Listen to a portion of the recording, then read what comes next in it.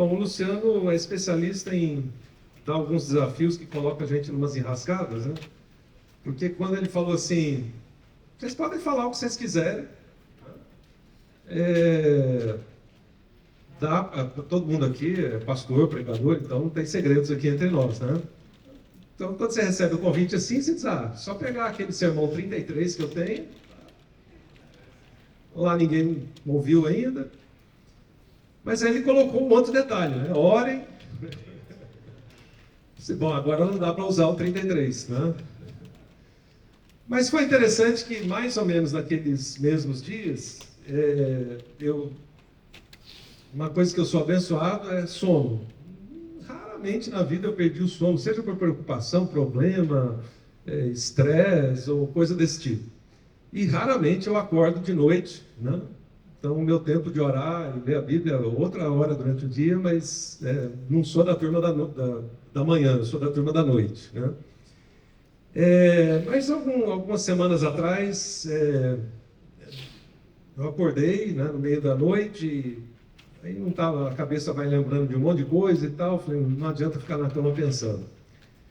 E Deus me levou a refletir sobre algumas coisas para a minha própria vida, e quero ser bem transparente, vulnerável nesse aspecto aqui com vocês. O que eu estou falando, eu estou dando aí alguns passos nisso e entendo que se aplica a todos nós. E naquelas horas ali da madrugada, Deus foi assim, trazendo à memória algumas coisas que eu já sabia, vocês já sabem. O texto que eu vou começar aqui lendo, você já leu umas 350 vezes, já pregou 150 vezes sobre ele, mas acrescido de algumas perguntas incômodas. E é disso que eu quero falar. Eu vou ler o texto anterior que o Luciano passou para a gente, que é 1 Coríntios 14, porque o 13 é o prelúdio ali, né, desse texto. Paulo vem falando, daí ele chega no 13, que a gente usa para casamento, usa para evangelização, usa para um monte de coisa, mas vamos pensar nele em termos de liderança. Então, eu vou fazer a minha versão do texto aqui, por isso que eu nem pus lá, tá? Para não ficar um registro apócrifo que seja prova contra mim depois. Então vamos pensar nesse texto em termos de liderança. Eu leria dessa seguinte forma: eu, como líder, posso falar todas as línguas que são faladas na terra e no céu, mas se não tivesse amor, as minhas palavras seriam como um som de um gongo ou como o barulho de um sino. Eu, como líder, poderia ter o dom de anunciar grandes mensagens de Deus, ter todo o conhecimento, entender todos os segredos e ter tanta fé, que até poderia tirar as montanhas do seu lugar. Mas se não tivesse amor, eu não seria nada. Eu, como líder, poderia dar tudo que eu tenho e até mesmo entregar o meu corpo para ser queimado. Mas se eu não tivesse amor, isso não me adiantaria nada. Eu, como líder, se amar, serei paciente e bondoso. Como líder, se amar, não serei ciumento, nem orgulhoso, nem vaidoso. Como líder, se amar, não serei grosseiro, nem egoísta. Não ficarei irritado, nem guardarei mágoas. Como líder, se eu amar, não ficarei alegre quando alguém faz uma coisa errada. E me alegrarei quando alguém faz algo que é certo. Como líder, se eu amar, nunca desistirei. E de outro lado, suportarei tudo com fé, esperança e paciência. Como líder, se eu amar, o meu ministério se tornará ou terá resultados eternos. Existem muitas mensagens espirituais que eu prego como líder, porém, elas durarão pouco. Eu posso usar os dons de falar e falar em línguas estranhas, mas isso vai acabar logo. Eu posso ter o conhecimento como líder, mas isso também vai terminar. pois os nossos dons de conhecimento e as nossas mensagens espirituais são imperfeitas. Mas quando vier o que é perfeito, então o que é imperfeito desaparecerá. Bem, quando eu era criança, falava como criança, sentia como criança e pensava como criança. Mas agora, que eu sou adulto e líder, parei de agir como criança. O que agora vemos é uma imagem imperfeita, num espelho embaçado, mas depois veremos face a face. Agora, o meu conhecimento como líder é imperfeito, mas depois conhecerei perfeitamente, assim como sou conhecido de Deus. Portanto, como líder, existem 3 coisas para mim: a fé, a esperança e o amor. Porém, a maior delas é o amor. Bom, eu quero começar usando uma historinha que aconteceu com um médico que a gente tinha em São Paulo. Agora a gente mora em Indaiatuba, que é interior de São Paulo, mas até 12 anos atrás a gente morava em São Paulo, capital. E a gente tinha um médico que era quase aquele médico de família, né? Um senhorzinho já com uns 80 e poucos anos, e todo ano a gente ia lá para fazer o nosso check-up. E logo na primeira vez ele perguntou o que eu fazia, eu falei que eu era pastor, eu estava mais com atividade pastoral naquela época, além da CEPAL. E ele falou, interessante, né? Eu leio a Bíblia muito, já li várias vezes a Bíblia. E aí sempre a gente tinha alguma conversa, nunca falamos sobre igreja, né? Ele não era nem católico, nem evangélico, mas ele tinha uma compreensão muito clara sobre Deus. E um dia ele falou assim, eu estava deitado lá, ele me examinando, ele falou assim, sabe que eu descobri um negócio? Aí ele disse assim, no céu não vai precisar Bíblia, né? Mas eu acho que vai ter uma Bíblia numa caixa de vidro assim, lacrada, um holofote em cima, e só com uma frase talvez: essa foi a minha história de amor com você. Porque ele falou assim, tudo na Bíblia é sobre uma história de amor. Bom, ele não era pastor, teólogo, membro de igreja, professor de escola dominical, né? E eu falei, continua mais examinando aí, vai, fala mais um pouquinho. Eu achei muito interessante aquela linha de raciocínio dele, já aos seus 80 e poucos anos de idade, né? E aquilo me levou a pensar sobre várias coisas, não só sobre o nosso relacionamento com Deus, mas uma das coisas que mais mexeu comigo quando eu comecei a entender a linha divisória do que era só ser crente, pastor, líder, etc., e ser discípulo de Jesus. Eu demorei, só cheguei nessa conclusão aos 35 anos de idade, porque nossa geração não foi discipulada, nem nós, nem os anteriores, então, né, eu tive que quase descobrir isso sozinho, junto com o Espírito Santo, para daí entender o que era ser um discípulo de Jesus e o que era um relacionamento de amor. E de lá para cá, eu venho tentando crescer nisso. Por quê? Uma outra faceta, que acho que falei raras vezes isso. Quando eu entrei na faculdade teológica em São Paulo, foi bem cedo, tinha 17 anos, estava para completar 18.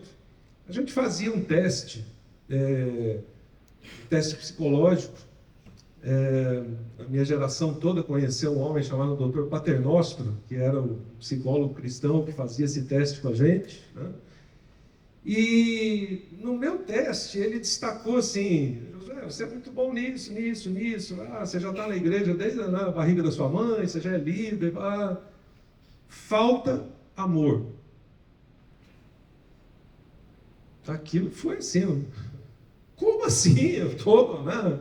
Aceitei o chamado de Deus e tal, estou aqui. Mas ao longo dos anos aquilo foi fazendo cada vez mais sentido, porque na cultura que eu cresci, provavelmente na grande maioria de vocês também, a gente cresceu numa cultura em que a gente é introduzido na liderança, a gente começa a liderar, mas além do pessoal não ter falado sobre o que era ser um discípulo de Jesus, Também ninguém falou sobre a importância de liderar por amor para cumprir a missão. Então, essa outra história que eu vou contar agora já é mais conhecida, já mencionei em vários lugares. Eu fui introduzido na liderança mais ou menos assim. Eu já frequento a igreja há 63 anos e 9 meses, né, desde a da barriga da minha mãe. E lá pela adolescência eu comecei a me envolver, e aí um dia me pediram para eu ir lá na sala dos jovens, dar um aviso. A nossa igreja era pequena, tinha uma portinha assim, meio daquelas de bar, né? Eu estiquei assim a cabeça, pus a cara lá dentro para dar um aviso e não deu tempo. Alguém falou assim: eu indico o Josué para presidente. Era o dia da eleição, todo mundo já tinha sido indicado e ninguém aceitou. Um pouco da pergunta que fez aqui, né? Você conhece bem esse processo. E aí uma irmãzinha achou que Deus tinha me mandado naquela hora. Me indicou para ser o presidente, não deu tempo, foi uma votação muito rápida, né? Antes que desse tempo de eu desistir. E eu entrei lá para dar um aviso e saí presidente dos jovens, sendo ainda adolescente. Bom, eu imaginei que alguém ia chegar, pôr a mão aqui e dizer: agora vem aqui, José, eu vou te discipular. Essa palavra nem existia na época, mas eu vou te treinar, vou te ajudar. Bom, eu lamento informar, tem 47 anos que eu estou esperando essa reunião, ela nunca aconteceu. E aí eu comecei a olhar como é que o cara que está lá na frente faz, como é que ele pega o microfone, o que ele fala, e foi embora. Por muitos anos, talvez uns 15 ou 20 anos assim. E uma das primeiras coisas que o processo de discipulado me tirou o chão, literalmente, foi exatamente uma pergunta como essa: Josué, você tem um relacionamento de amor comigo? Porque eu era a pessoa que fazia coisas para Deus. Então, quando eu comecei a observar que, desse ponto em diante, não era o que eu fazia para Deus que importava, mas era que tipo de amor eu tinha por Deus para refletir esse tipo de amor para com as pessoas. Nenhum segredo, né? Jesus falou: ame a Deus, ame as pessoas. A gente prega isso, mas talvez o maior desafio seja a gente viver isso. Então eu comecei a observar que a gente precisa se perguntar: por que a gente lidera? Por que você lidera? Talvez por uns 20 anos, os meus motivos para liderar eram, como diz um amigo meu, sinceramente errados. Porque ninguém tinha me falado antes, e não é uma justificativa, mas ninguém tinha me falado antes por que eu deveria liderar. Eu simplesmente engatei segunda e fui embora. E aí você começa a gostar de algumas coisas da liderança, depois você vai para um outro estágio em que você começa a gostar de algumas coisas do poder, que são coisas bem diferentes, e depois você começa a se apegar a isso, e aí vai embora. Você conhece bem a história. Então eu diria que a razão da liderança, no nosso caso no reino, precisa ser o amor. E todos nós, eu imagino, ainda precisamos aprender muito sobre isso. Eu preciso aprender muito sobre isso. Muito. Porque há 45 anos atrás, quando o Dr. Paternoster falou para mim: falta amor, e eu num primeiro momento reagi àquilo, briguei aquilo, ao longo dos anos eu fui percebendo isso. Ainda mais porque eu fui entrando naquela linha de liderança em que a gente faz coisas. E isso não significa necessariamente que você ama as pessoas. Você pode fazer coisas até para abençoar as pessoas. Mas você pode fazer coisas para se projetar. Você pode fazer coisas por N outros motivos. Então, quando eu comecei a olhar para o contexto aí anterior de 1 Coríntios 14 e olhar um pouquinho, agora eu não vou usar os versículos, mas vou usar os versículos que já estão aí na sua mente para relembrar algumas situações. Eu preciso me perguntar: por que eu devo querer liderar? Não importa se você está há 5, 10, 20 ou 30 anos na liderança. É a pergunta que eu preciso fazer constantemente. Bom, eu devo querer liderar por causa de um relacionamento de amor com Deus, e não simplesmente porque eu tenho dom de liderança, administração, ensino ou qualquer outro.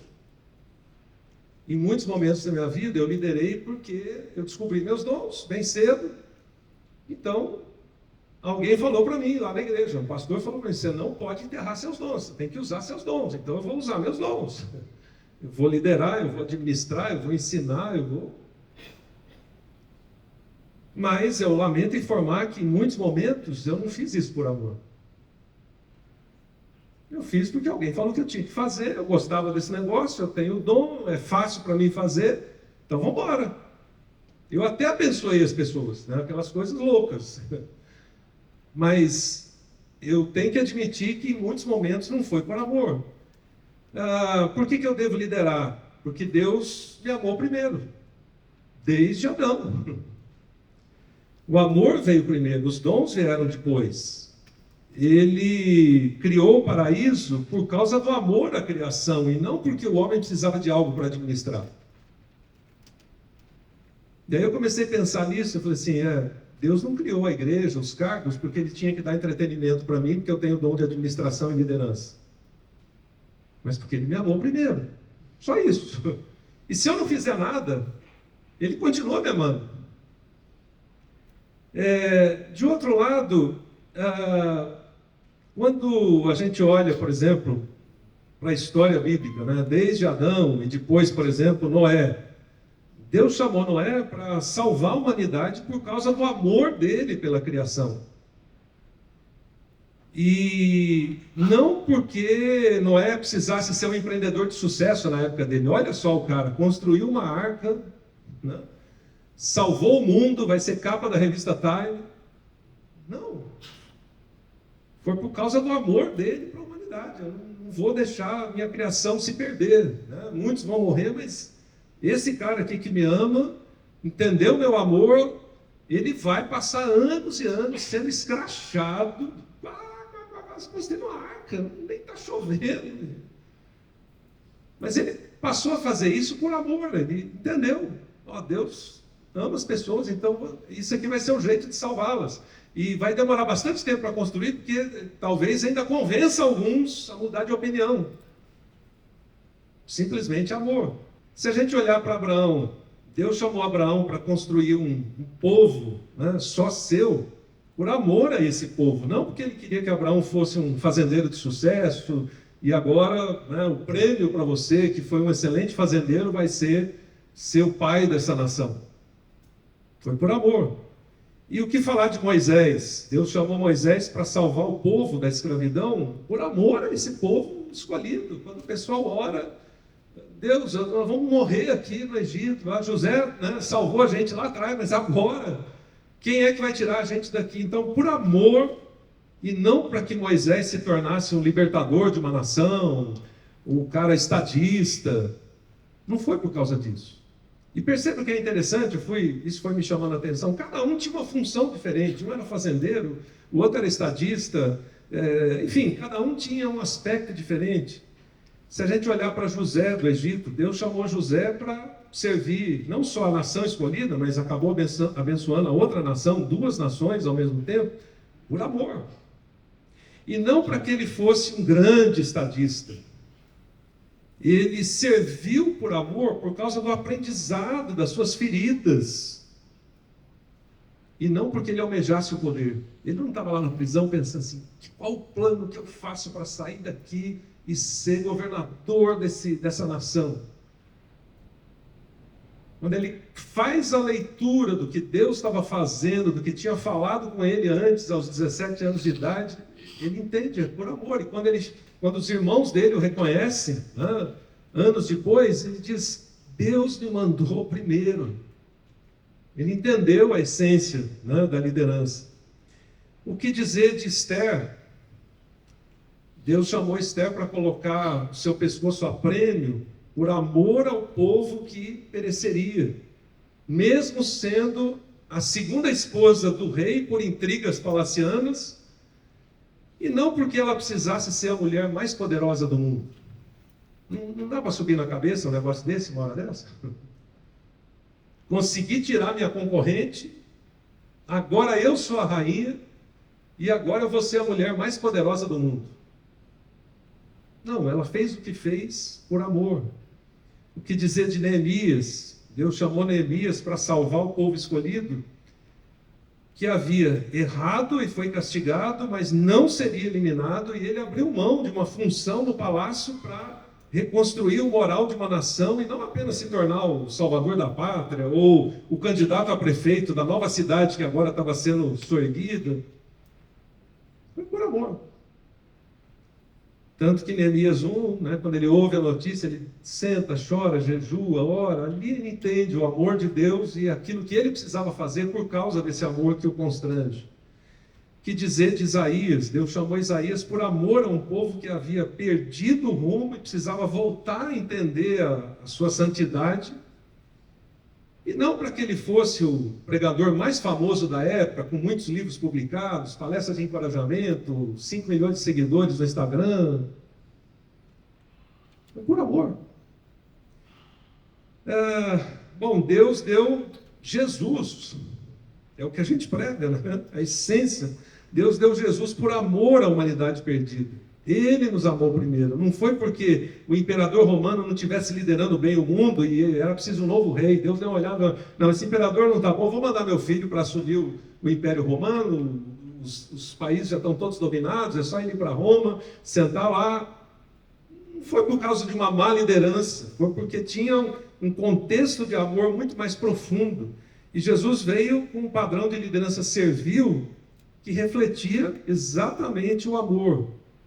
A entrega, a missão era maior do que simplesmente a dedicação para administrar um reino, tarefas administrativas de um reino. E aí Deus continua depois com os 12. Deus chamou os 12 para retransmitir esse amor de Jesus para a humanidade que estava perdida em guerras, disputa de poder, território, festas de arena, exploração econômica. Não foi porque um grupo de apóstolos precisava ser levantado para criar uma instituição global chamada igreja, que tivesse filiais em todas as cidades do mundo, movimentasse bilhões de dólares. Não foi por causa disso. E o que dizer de Paulo? Deus chama Paulo para manifestar o seu amor aos que eram considerados cidadãos de segunda classe, né? Gentios, samaritanos, e não porque ele precisasse que fosse criado Paulo Ministries, né?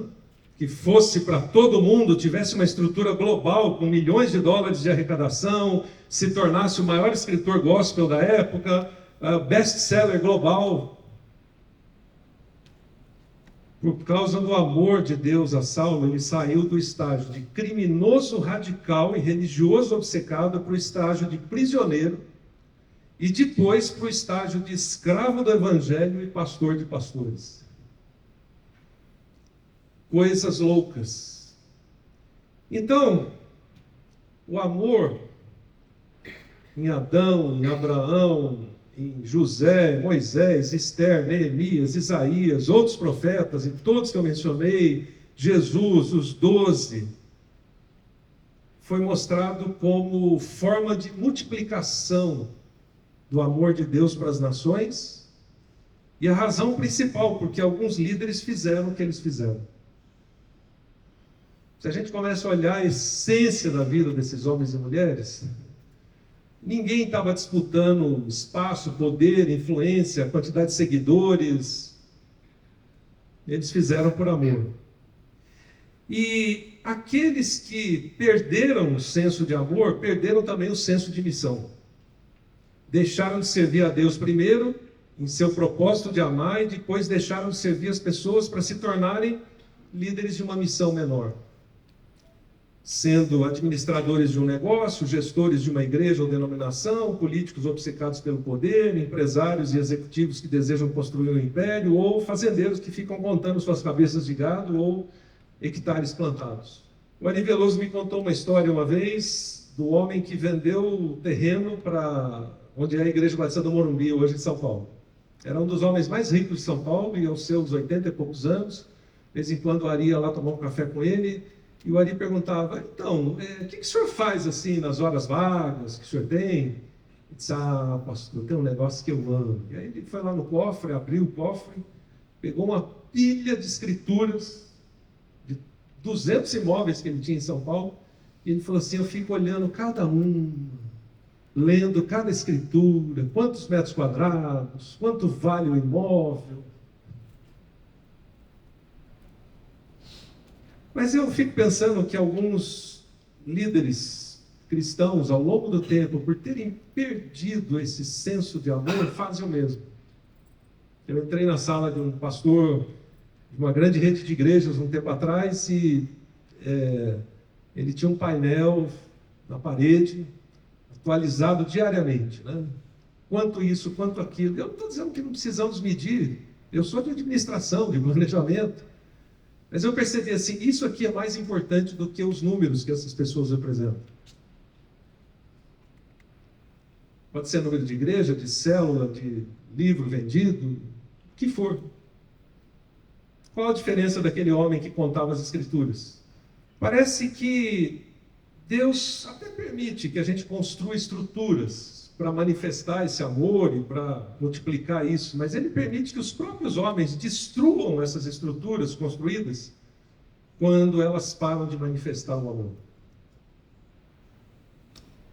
E a Raquel usa uma expressão em casa, minha esposa, é o sujo falando mal lavado, né? Então aqui é o sujo falando mal lavado.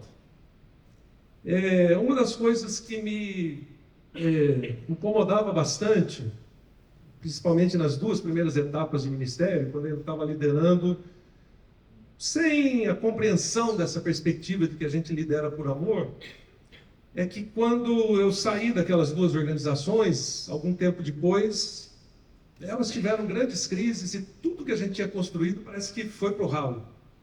E eu ficava assim, meu Deus, mas tantos anos de trabalho, tanto isso, tanto aquilo. Até que um dia alguém chegou para mim e falou assim, olha, aquele lugar lá de onde você saiu, aquilo lá acabou. Mas nunca se esqueça de que as sementes plantadas no coração das pessoas foi o mais importante, elas estão espalhadas pelo mundo, multiplicando isso, elas entenderam a essência do que foi compartilhado. Mas eu não estava chorando por isso.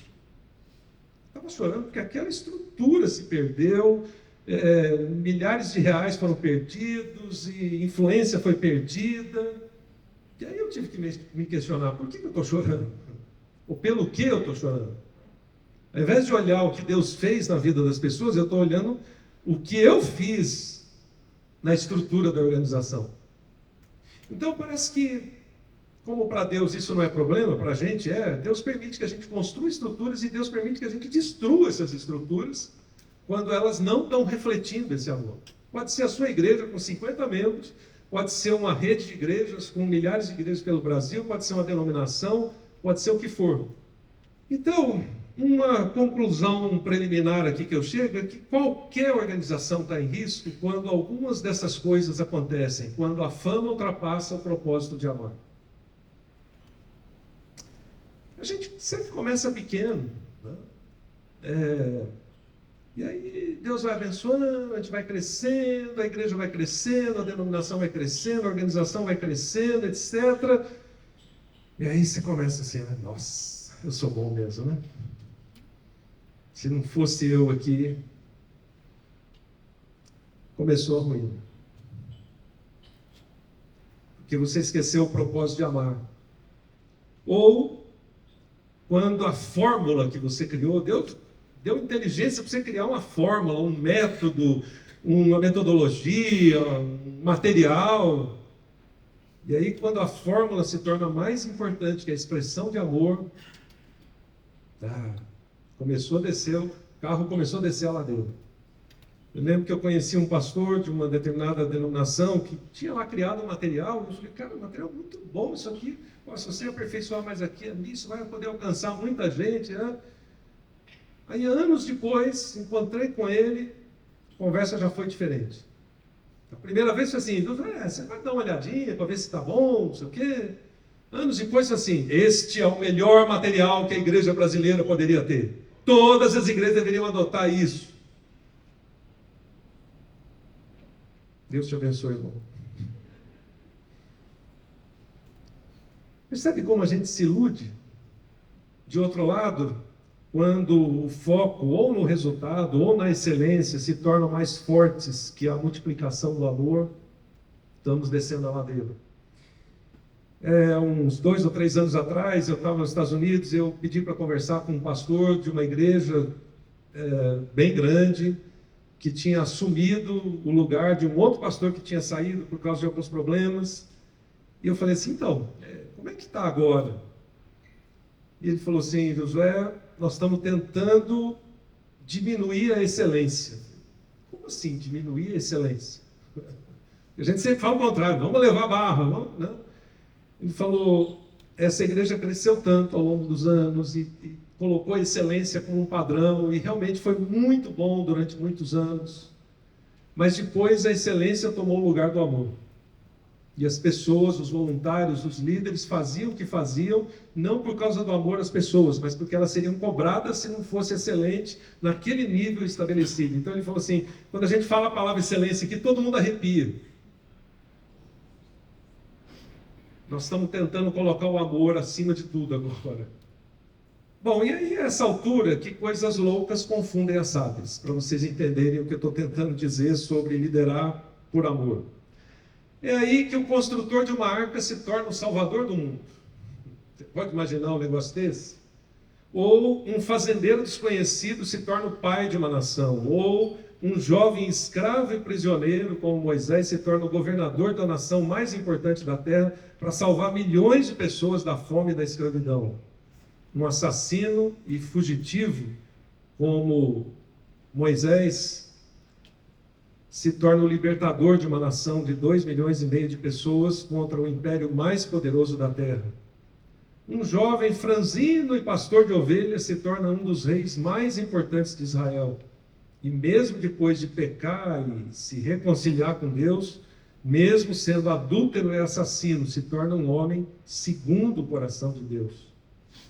Uma jovem bonitinha, eu não estou querendo ser pejorativo aqui, uma jovem bonitinha foi escolhida para se tornar rainha e afrontar um decreto do rei que mataria milhões de pessoas. Um assistente desconhecido como Neemias, vivendo num palácio, se torna um administrador e líder e reconstrutor de uma cidade e de uma nação. Um bebê que nasceu numa cidade sem importância, de uma família com alguns problemas e até dividida, os irmãos dele, alguns irmãos dele nem acreditavam nele, se torna o rei de Israel e o salvador do mundo. Uma prostituta que ajuda a salvar milhares de vidas do povo escolhido de Deus se torna parte da genealogia de Jesus. Pescadores da Galileia e coletores de impostos se tornam plantadores da igreja global de Cristo. Paulo, um radical assassino, perseguidor de cristãos, se torna um apóstolo que leva o evangelho ao mundo e escritor de 2/3 do Novo Testamento. E o que dizer de João, que queria destruir cidades com fogo, se torna o escritor do verso bíblico mais usado a cada semana ao redor do mundo e a pessoa por meio de quem Deus faz grandes revelações. Dá para você imaginar que o João, que escreveu João 3,16, era o cara que queria destruir cidades com fogo? E não era fogo do Espírito Santo. Bom, então, que enganos eu preciso tomar cuidado para não ofuscar o amor?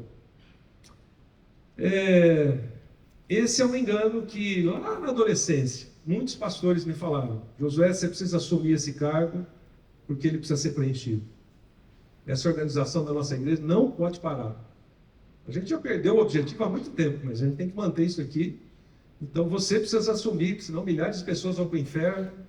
Aí você diz, mas eu não tenho tempo. Aí o pastor diz, não, mas Deus chama os ocupados. Me dá um versículo bíblico para isso. Eu também já usei isso, né? Já pedi perdão. Deus chama quem Ele quer. Moisés era o maior desocupado do pedaço. Estava 40 anos lá cuidando das ovelhas do sogro. E Davi tocando harpa. Né? Deus chama quem Ele quer. Um outro engano que ofusca é liderar para levar a organização para o próximo nível. Também já fiz isso. Não, agora vamos para lá.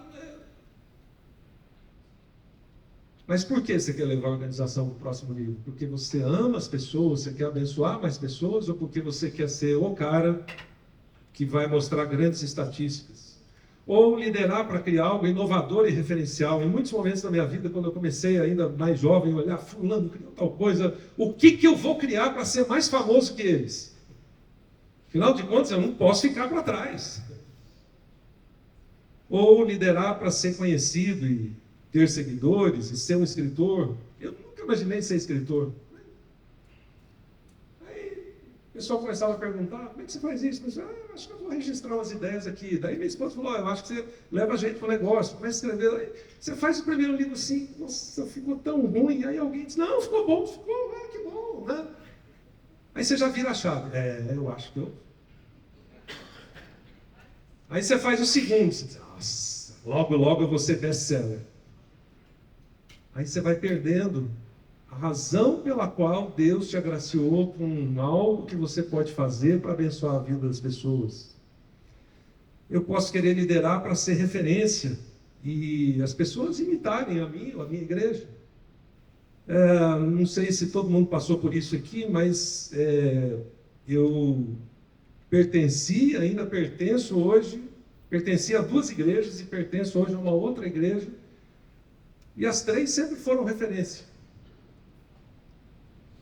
Uma igreja lá em Vitória, que eu me dediquei alguns anos na equipe pastoral, depois quando eu tive o privilégio de trabalhar com a Ari lá na igreja do Morumbi, e hoje a igreja Red lá em Indaiatuba, todas elas são referência, mas eu sempre falo para os meninos que são os pastores lá da igreja hoje, o sucesso e o fracasso são impostores. Não se iluda com isso. Quando eu tive o privilégio de estar na equipe pastoral do Morumbi, a Morumbi foi uma das primeiras igrejas a gravar o culto e colocar o culto disponível na internet, porque ainda não tinha transmissão, né, online. A gente podia pregar na igreja no domingo e eu viajava pela CEPAL na segunda-feira para qualquer lugar do país, onde a gente chegava, o pessoal dizia, ouvi você ontem. De início você diz, que bom, né? Depois, quando 10 mil pessoas te falam isso, nossa, estou sendo ouvido por muita gente. E o que eu quero dizer com esses e outros riscos, outros enganos que eu estou colocando aqui? Eles vão te perseguir a vida toda. Uma vez eu perguntei para o Ari, conforme a gente vai ficando mais velho, vai ficando mais fácil? Não, Batuta, mais difícil. Porque você é mais conhecido, tem mais oportunidades, mais convites, mais possibilidades. E você vai ter que saber para o que você disse sim e o resto tudo é não. E você vai ter que dizer mais não do que sim. E se você perder a perspectiva do por que você está fazendo determinadas coisas, aquilo te ilude. O David Wong, que foi um dos diretores do Instituto Haggai, ele é de Singapura, uma vez ele veio falar na CEPAL e ele falou um negócio muito interessante. A gente pensa que os nossos maiores riscos estão aos 20, aos 30 anos de idade. Não. Aos 20 anos de idade, aos 30, você não tem dinheiro, você tem umas moedinhas. Não sei que você seja herdeiro de uma fortuna, né? Mas você tem umas moedinhas. Aos 20 ou aos 30, você não tem poder. Poder, assim, bem limitado. Você não tem influência, por mais seguidores que você tenha no Instagram, mas você está falando umas besteiras lá. Mas aos 40, 50, 60, você tem bem mais dinheiro do que você tinha aos 20. Pode não ser milionário, mas você tem mais dinheiro, você tem mais poder, você tem mais influência. Você tem mais poder de manipulação das coisas.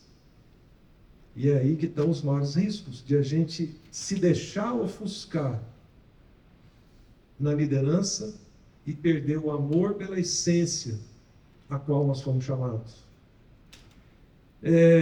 A gente pode liderar para fazer os outros, fazer o que os outros não estão fazendo. Eu quero fazer algo que seja inovador e ninguém nunca fez. Lembra de um cara que falou assim, que não tem nada novo debaixo do sol? Né? Então, a gente pode querer liderar porque o meu padrão é superior. Gente, Pedro, vai lá falar com gente. Não, Senhor, o que é isso? O meu padrão. Deus fala, mas fui eu que criei eles. Não, eu acho que o senhor estava, né? Quando o senhor criou esses animais imundos aqui, foi um dia que o senhor estava embaixo e tal, mas o meu padrão. Quanta gente eu vejo hoje? Só que eu ensino, eu preciso ensinar para você agora a Bíblia certa. Bom, deixa eu parar aqui para não pecar. Eu posso querer liderar para corrigir a igreja e criar um mundo perfeito. Esse sou eu. Eu sou perfeccionista. Então eu tenho que lembrar todo dia: Deus, o Senhor é perfeito. Eu sou uma tentativa meio falsificada de querer ser perfeccionista. Isso às vezes limita demais a gente, ou de outro lado pode fazer com que a gente queira esnobar. Achei agora, criei um negócio que eu vou ajudar a igreja a ser perfeita. A gente tem 50 ou 60 anos, a igreja tem 2000. Você acha que é você que vai corrigir as coisas agora? Vamos relembrar o que Deus já falou por meio de vários aqui. A gente não é nada. Esse é o melhor reconhecimento que a gente pode ter. Eu posso querer liderar para ter a melhor performance, atingir os melhores resultados. Isso acontece especialmente, e não é nenhuma crítica aqui, novamente, eu surjo falando mal lavado, em estruturas denominacionais ou organizacionais. Eu trabalhei 15 anos dentro de uma estrutura denominacional. E tem aquele momento que você vai melhorando a performance, e chega um momento que alguém diz: Josué, você é o homem do ano. Nossa, que resultados fantásticos! Eu acho, inclusive, que você deveria estar no lugar de fulano. Gente, por graça de Deus, Deus me sacou disso a tempo desse vírus não me pegar. Eu peguei alguns outros, que demoraram anos para corrigir,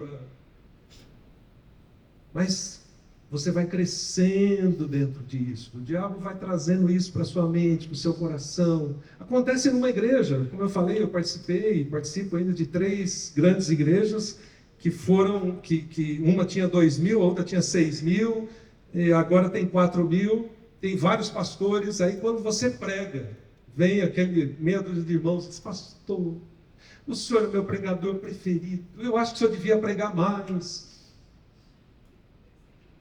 Já cria intriga na equipe pastoral.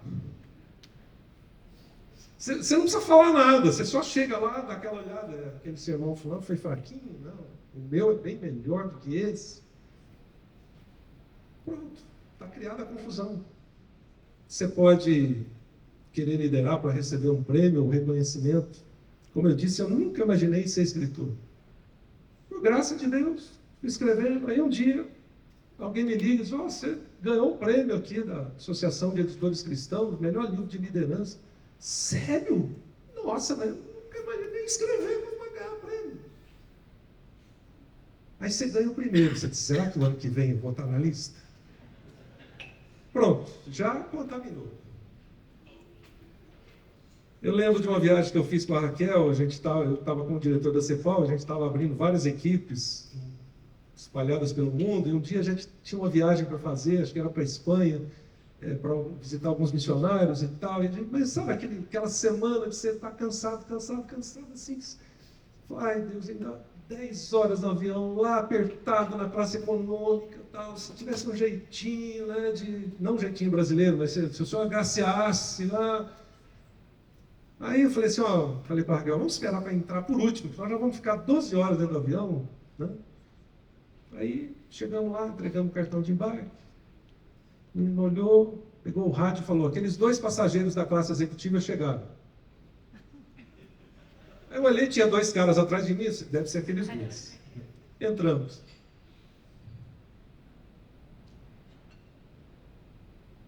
Moça, é esse aqui mesmo? A gente deu um upgrade para vocês e tal.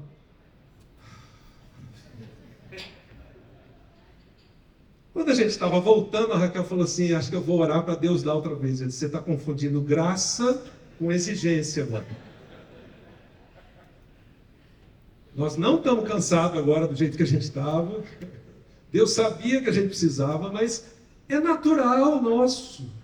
Deus dá um negocinho, você já transforma aquilo em exigência. Só que no nosso caso aqui na liderança, essa lista pode ir embora. Porque não é confundir graça com exigência, mas é deixar de liderar por amor para liderar por interesse ou qualquer outra coisa assim. Então, por que eu deveria liderar? Porque Ele nos amou primeiro e nos chamou para refletir esse amor. O dia que eu perder isso, eu perdi tudo. Sabe quando você fala de alguém, fulano, boa pessoa, marido de uma só mulher, bom pai, não bebe, não fuma, não faz isso, faz aquilo. Só falta ser crente, falta tudo. No nosso caso é mais ou menos a mesma coisa. Bom líder, isso, só falta amor. Não, falta tudo. Eu deveria liderar porque eu amo aquele grupo de pessoas pelos quais Deus me deu uma paixão e me escolheu para servi-los, para lavar os pés deles. Pode ser o povo de uma cidade, de uma vila. No meu caso é um grupo de líderes e pastores. Em outro caso são ribeirinhos. Enfim, você tem que amar aquele povo. Você diga assim, mesmo que eu nunca apareça na mídia, ninguém nunca fale de mim, eu estou refletindo o amor de Deus para aquele grupo. Eu lidero porque Deus deseja que eu leve essas pessoas a quem eu sirvo para o próximo nível de amor com Ele. E só dá para demonstrar isso quando eu faço isso na minha vida. E eu quero liderar porque eu quero me tornar um desses discípulos do amor de Jesus e não só um influenciador de ideias que navegam pela internet vazias. Isso significa que eu não vou influenciar? Não vou influenciar. Mas a influência que eu exerço tem um ingrediente principal, que é esse amor. Bom, deixa eu usar só mais uns 2 ou 3 minutos aqui para uma ideia prática agora disso tudo. Você fala, legal, 1 Coríntios 13, como é que isso se reflete lá na igreja? Então, eu tenho percebido que isso se reflete dessa seguinte forma. Se eu mudo a razão pela qual eu lidero, isso muda todas as coisas, a forma como eu faço as coisas. Isso se reflete num ciclo, eu botei só 3 coisas aí, mas ele tem muito mais. Reflete, por exemplo, na execução da missão. Por isso eu chamei a palestra de liderar por amor para cumprir a missão. O amor define para qual missão eu estou trabalhando. Se é a missão de Deus, se é a minha missão. De outro lado, a missão para a qual eu estou trabalhando diz por que as pessoas devem me seguir. Ontem eu estava lendo na mídia um desses escândalos atuais com líderes cristãos e a pessoa dizendo que chegou a um ponto de subserviência, de que ela tinha que fazer o que o líder pedisse, mas ela se sentia constrangida com aquilo. Por que as pessoas te seguem? Então, isso se reflete na missão, que se reflete na cultura da sua igreja. Uma das coisas que a gente tem observado nos últimos anos, trabalhando nessa questão da mudança de cultura, especialmente voltada para o discipulado e outras coisas, é que a cultura é reflexo disso, da forma como a gente lidera. Ela vai sendo construída ao longo dos anos. E talvez a grande dilema hoje dos pastores é esse. Uma cultura de resultados versus uma cultura de transformação. O nosso chamado é para uma cultura de transformação, mas a cultura na qual a gente vive, em todas as igrejas e denominações, só muda o formato, só muda o endereço, é a cultura de resultados. Isso é aquilo que eu chamo de mentalidade estrutural versus mentalidade de processos. A mentalidade de Jesus é a mentalidade de processos. Mas a gente vive numa mentalidade estrutural. E qual é o reflexo disso? Na mentalidade estrutural, ou eu trabalho pela manutenção, ou eu crio uma sobrecarga. As pessoas estão lá, e mais isso, mais aquilo, esse evento, aquele, e tal. Na mentalidade de processos, eu estou trabalhando por multiplicação e transformação. Bom, como é que dá para detalhar isso? Desse jeito. Na época de Jesus não era diferente. Você lembra dos sacerdotes, né? Tinha o templo, a pregação, as atividades, aí a figura do sacerdote, dos líderes, status, estrutura, etc. E as pessoas que eram seguidores, e eles tinham que pagar a conta. Uma forma bem simplista era isso. Agora veja uma mudança. Na mentalidade de processo de Jesus, as pessoas vão lá para cima. Ele escolheu 12 pessoas para discipular e transformar a vida dessas pessoas. Depois de 3 anos, foi do discipulado para o apostolado, do discipulado para a liderança. Então, ele monta a equipe de líderes a partir dos discípulos. A última lição foi a bacia toalha. Vocês vão servir e influenciar. E aí vocês estão prontos para criar a igreja e executar a missão que eu estou deixando. Jesus é um dos únicos plantadores, se não o único que eu conheço, que falou assim: minha gente, pode começar a igreja. Aí Pedro pergunta: Senhor, que roupa o senhor quer vestir para tirar foto no Instagram? Ele diz: não, não vou estar aqui não. Como assim o senhor não vai estar aqui? Esse final de semana eu estou voltando para o céu, semana que vem vocês começam a igreja. Você conhece algum plantador de igreja que fez isso? Se eu não estiver lá. Por quê? Porque primeiro ele trabalhou no processo de transformação, no processo de capacitação, para depois eles executarem a missão. Isso faz com que a gente tenha que colocar a estrutura no lugar certo. Eu não estou dizendo que não precisa de estrutura, mas a estrutura precisa ser serva da missão. E a missão precisa estar baseada no amor. Senão eu construo uma estrutura que me atende, ou atende minha igreja, ou minha organização, ou minha denominação, e a missão se torna serva da estrutura. Bom, isso fecha o ciclo, então. Se eu entendo que é liderar por amor, isso muda a configuração da missão que eu estou cumprindo, a cultura da minha igreja e o trabalho por processos e não simplesmente por estrutura ou atividade. Por quê? No processo de Jesus é mais ou menos assim: a missão vem primeiro, porque eu amei vocês primeiro. Então eu vou morrer na cruz por vocês, por amor. E eu vou ensinar isso para algumas pessoas. E vou transformar essas pessoas numa equipe. E aí é por causa disso que nós vamos chegar em Atos 18. Aqueles que transtornaram o mundo chegaram até nós. Como é que isso se refletiria para a igreja? Bom, a gente não precisa cumprir a missão que Jesus já cumpriu. A nossa missão é uma grande comissão. Qual a melhor explicação que eu posso dar para vocês de comissão? Por isso que eu estou separando ali. Lembra do Oscar? Ator principal, ator coadjuvante. Quem é o ator coadjuvante? É o que não atrapalhou o principal de ganhar o Oscar dele. Porque senão seria ele. Então, nós somos os atores coadjuvantes. Qualquer visão que a gente tenha de futuro tem que ter a ver com transformação de vida. A estratégia é a mesma, a formação da equipe é a mesma, o avanço da igreja depende disso. Por isso que eu relacionei a cultura da nossa igreja a isso. Então, que processos ajudam a consolidar, ou só são consolidados pelo amor? A missão de Jesus, que ele deixou para a gente, fazer discípulos, desses discípulos líderes, e daqui discipula os pais para eles discipularem seus filhos. Mateus 28, isso faz a igreja expandir, liderança da sustentabilidade para a igreja, com a visão do que é ser discípulo e liderança servil, e isso aqui dá longevidade para a igreja. Quanto tempo demora para eu implantar isso? Acho que uns 20 anos está bom.